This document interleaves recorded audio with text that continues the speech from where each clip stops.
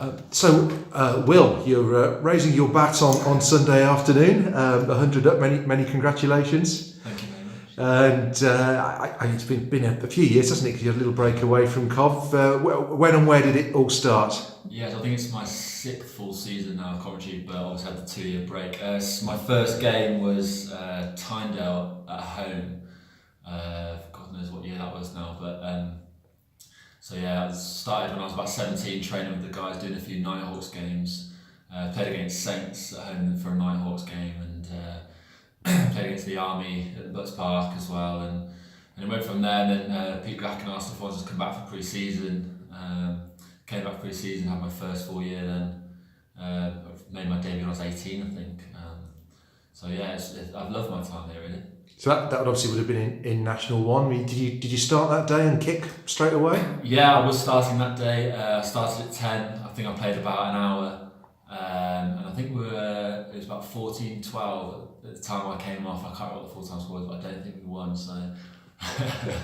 had nothing to do with me, I don't think. Okay, and do you have a favourite game from over that 8-year period? Oh God, definitely. I think possibly 2 favourite games. I think first one would have to be the day we got promoted, although it was freezing cold, which wasn't the most enjoyable game. It was a very great moment when we finally managed to do it.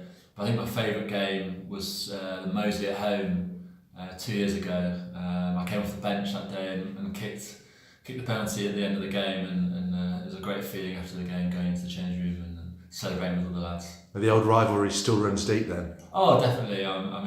It's great. Even when we played in the pre-season, we still want to beat them. It's always nice for the Cov fans, for Coventry, the city. It's great. That was a good moment for me, that one. And obviously you went away to Warwick University, played a bit at Nottingham and a little bit at Ampthill. So how did it come about that you came back? Yeah, so I was playing at Ampthill and I was struggling a bit there. I didn't really enjoy my time there. I was playing at outside centre and on the wing, and for anyone who knows me, knows I'm not the quickest, not the greatest finisher. Everybody might have seen that this year in the Pirates game. I couldn't finish. So I wasn't really enjoying my time there. I'd much rather be playing sort of 10-12, get my hands on the ball, and I was looking around, and Roland actually, he messaged me on Twitter, asked me if I wanted to meet him for a coffee and discuss my plans for next year. And after meeting him once, I was sold. I wanted to come back, and I've not regretted the decision ever since. And obviously goal kicking's been a big part of your time. Are you statistically minded? Are you someone that knows how many you've got in a season and over your time with Cov? I'm not particularly. I look back at things like that. I don't look at it at the time. So by the end of the season, I've had a look and see where I'm at, and see if my potential is actually quite good, or if it needs working on, and maybe this year probably needs to be upped again a little bit. And each year I'm trying to progress. What sort of figure would you target over a season? Sort of looking at over 80%. And I think I went quite close this year. The conditions were a little bit more favourable than last year. I mean, last year it was freezing cold. We had Storm Brian and all sorts, and kicking percentages went out the window then, I think, around those months. And it does get tricky around these months, but as Fenner showed on the weekend, I mean, if you work hard, you can get the repetition and you can get those percentages. Okay, and during your time with Cov, any particular teammates that stand out? Oh, plenty.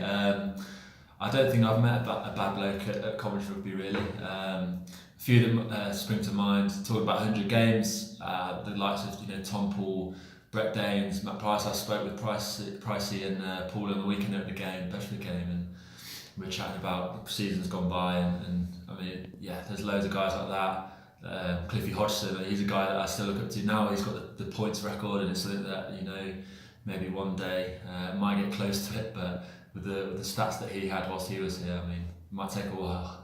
And looking to the future, obviously into the Championship and established there again now, and hoping to move forward from there.